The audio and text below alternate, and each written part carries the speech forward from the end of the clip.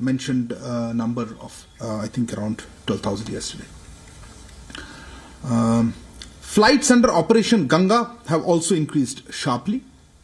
During the last 24 hours, 6 flights have landed in India, taking the total number of flights that have landed in India to 15, and the total number of Indians who have returned on these flights to 3,352. I'm also happy to share that as many as 15 flights, remember 6 flights last 24 hours, but 15 flights are scheduled over the next 24 hours. Some of these are already actually en route. 15 flights. So 15 flights over the next 24 hours, some of which, as I said, are already en route.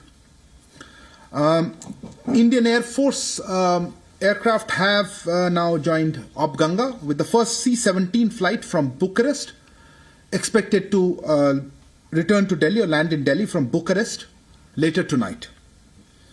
3 more Indian Air Force flights will be undertaken today from Budapest, Bucharest and Rzeszów in Poland. Now, moving on to the situation there in Ukraine. The cities in eastern Ukraine remain areas of concern for us. Continuing violence there. There are encouraging reports that some students were able to board trains out of Kharkiv yesterday night, today morning, and we assisted in this process through the student contractors and other partners. As you know, we have been in communication with the Russian side regarding safe passage of our nationals from Kharkiv and other nearby cities. The advisory that has just been issued by our embassy a little while ago and also by us on the need for our nationals to leave Kharkiv immediately is on the basis of information received from Russia. We would urge all our nationals to leave Kharkiv immediately to the safe zones or further westwards using any means available, including on foot, and keeping safety in mind. Now, moving on to the western side or the western borders of Ukraine, you would have seen the advisory put out today morning by our embassy in Warsaw regarding the movement across the Poland-Ukraine border. Indian nationals were advised to head to the Budomier's border point for a relatively quicker entry into Poland, avoiding the Sheni-Medica border crossing that continues to be congested. I'm happy that that is actually working out quite well and more people are leaving through that. Of course, those who do cross the border on their own can directly proceed to a reception point on the Polish side that was indicated in that advisory. We are also trying to make arrangements for shelter and food in towns near the borders and requesting students not to go to those borders directly, as we said over the last couple of days. Now, with the arrival of Indian officials at the Embassy of India's Lviv office, this process will be strengthened and we should be able to assist people crossing the borders.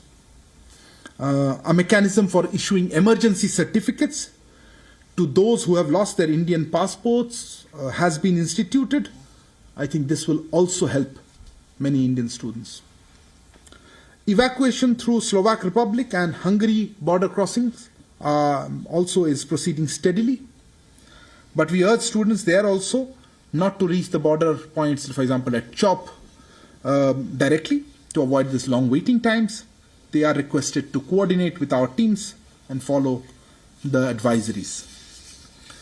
I'm happy to share that evacuation through Moldova is also picked up, particularly after our team at Chisinau has become operational.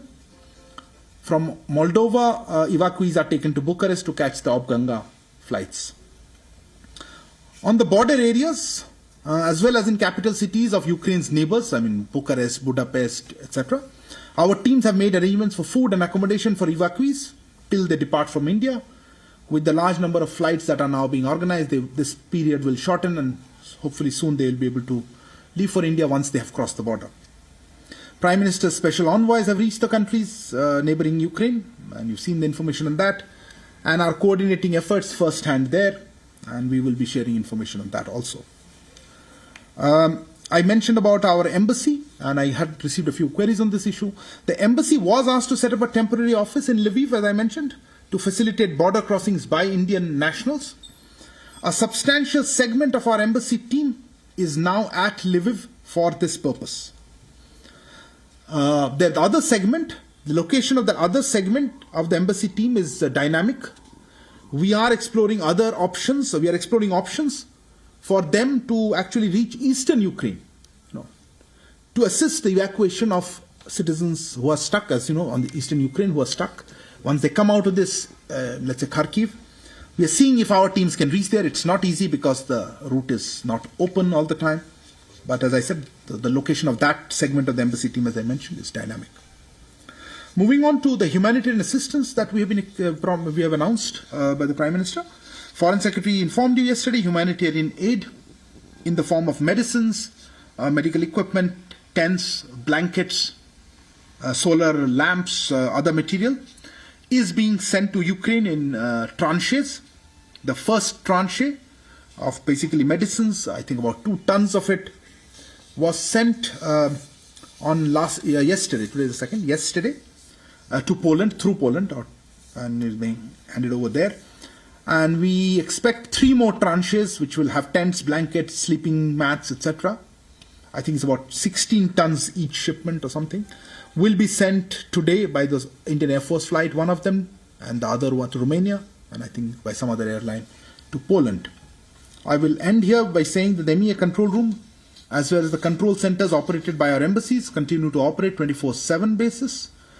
The MEA control room has now attended 9,874 calls, nearly 10,000 calls, and responded to 7,657 emails. I think that gives a good flavor of what is going on. I know you'll have questions, so let me open the... 1 second. The portion wherein you said, Please, microphone. बोला है कि भारतीय छात्रों को Kharkiv छोड़ने को कहा गया, काइंडली उसको हिंदी में बोल जी जरूर।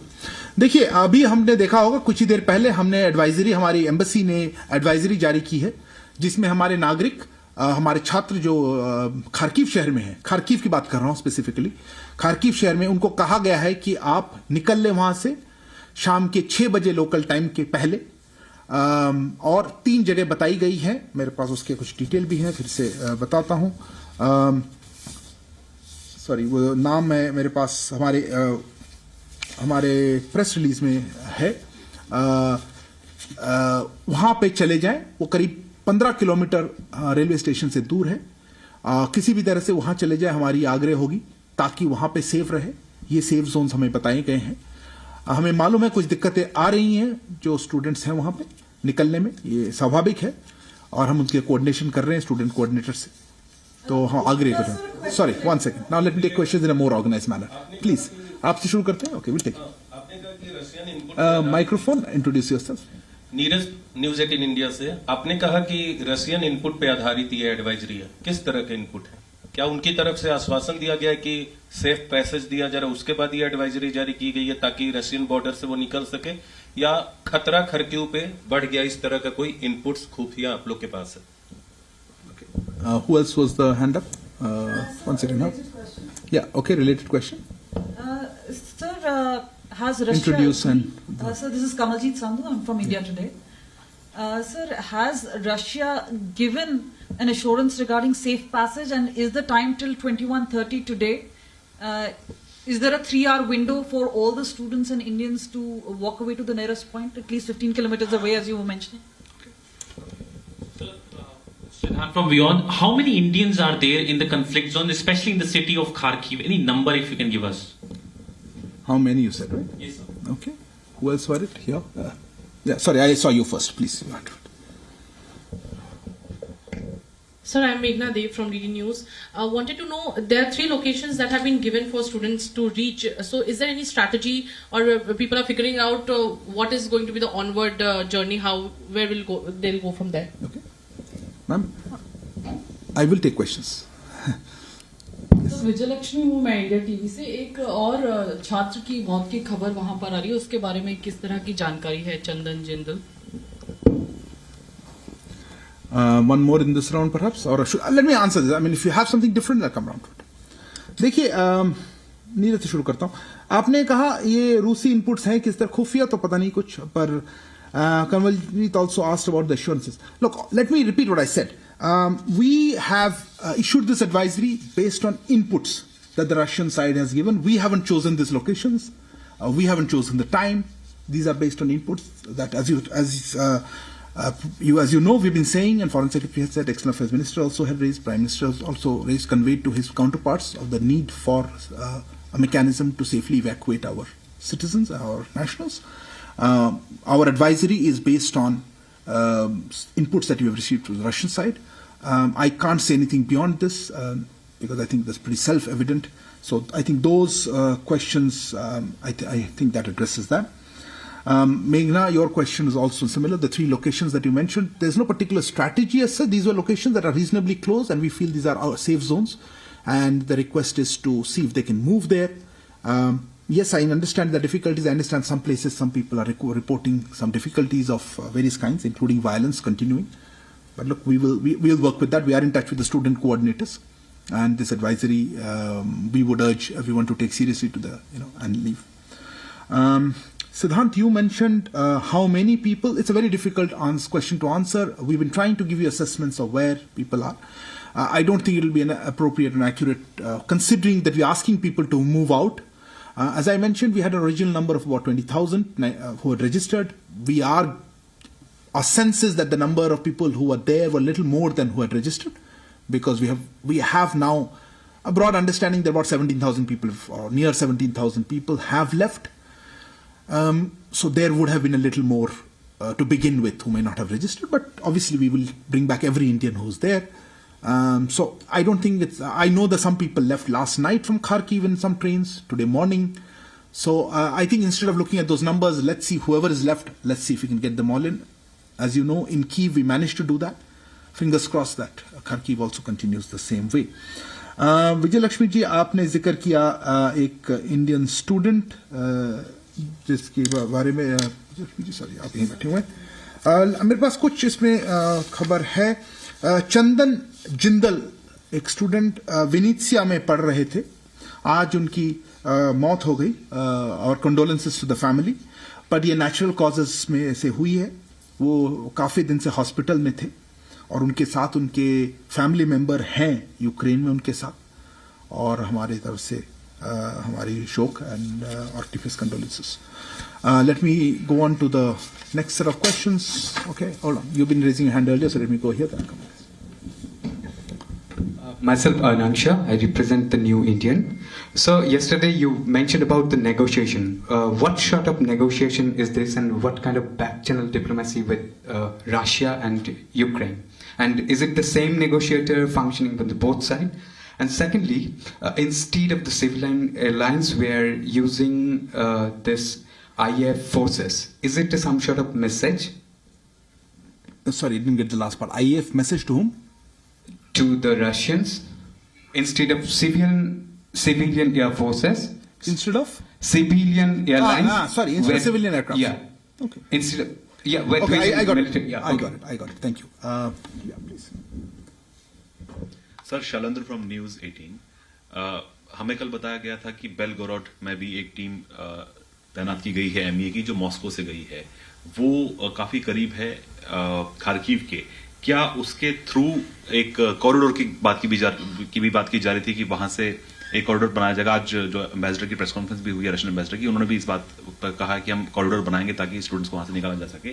तो क्या अपनी एम्बेसी जो टीम वहां पर है उनको कुछ रास्ता बना पाए हैं वो निकालने के लिए इंडियन स्टूडेंट्स को? आपका? Sir, I'm Suchitra from News 18 Tamil, and there are students in the area of Mykolaiv or Nikolaev in Ukraine.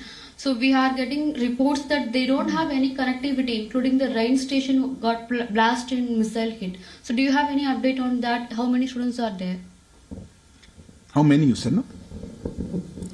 Yeah, Sudhi. Sir, Shruti Ranjan from the Bloomberg, sir.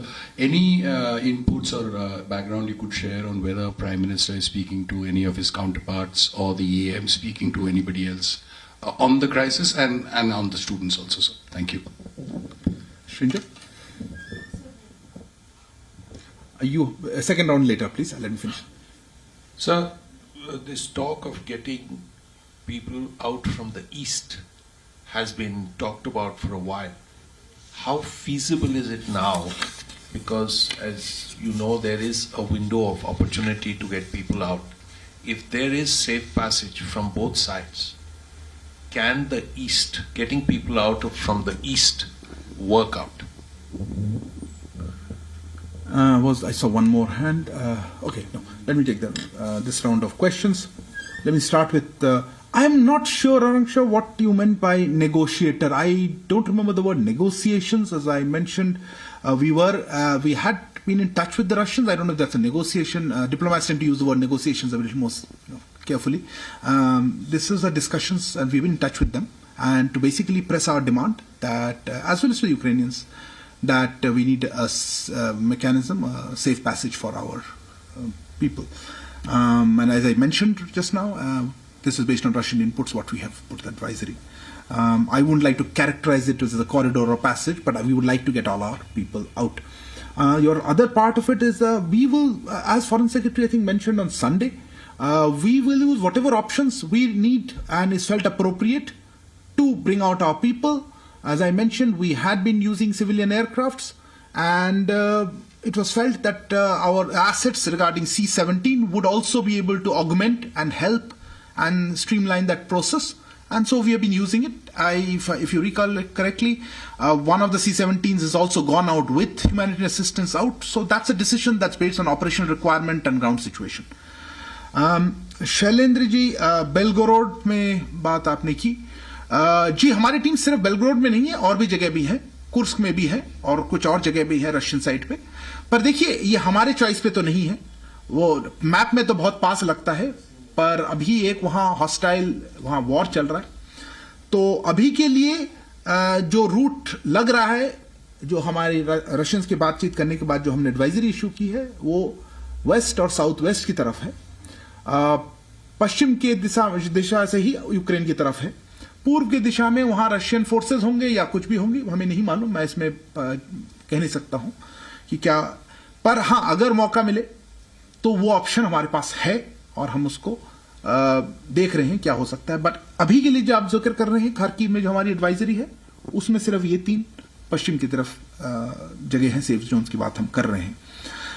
You mentioned, Suchitra ji, of Mykolaiv. Yes, look, as I mentioned, Kharkiv, of course, we're looking at, but there are other cities. There is Sumy, there's Mykolaiv. Zaporizhzhia has now luckily been a little better. There are a couple of other places nearby. So our request has always been on a safe passage from Kharkiv and nearby adjoining places. The same response I gave to Siddharth. I don't think I would be in a position to share exact numbers. Our teams, both in MEA control rooms here as well as our MEA control centers, or embassy control centers, are taking in all the information, and people do move. So let's, one of the problems we face is somebody sends a message saying I'm here, and in 10 hours next day by the time. So I think, but yes, we are focused on trying to get them out. And I mentioned right in the beginning, we are seeing if we can send an actual embassy team there somewhere in the eastern region to coordinate this from these places, depending of course on the ground situation. Sudhi, this is a question that I can answer very easily. When it happens, we will let you know. Prime Minister has been actually in touch with a lot of leaders over the last couple of days, as you know. He spoke to the neighboring countries. He's spoken to Poland. He's spoken to Slovak Republic. He's spoken to Romanian leaders. He also received calls from President Macron, as well as with, I think, the Commission head, Charles Michel, yesterday at the European Union. And so is External Affairs Minister. He also informs you of his conversations. So once it happens and we are in a position to share that, we'll certainly do that. Shinju, I didn't get your exact details of your question. Yes, in the east is something that we are looking at. There are a number of towns. Some of them then people have reduced in because people have come out. We are open to looking at any option in which to do, whether it's east, west, or through the south. Wherever there is a safe route, a mechanism to bring out our citizens, we will use that. We are exploring, certainly exploring all the options. Okay, if there are no further questions, I would like to thank you. Okay, last. One second, ma'am. Microphone, please. So one thing is that you're talking about how things have been escalating. So how soon can this eastern region be opened up?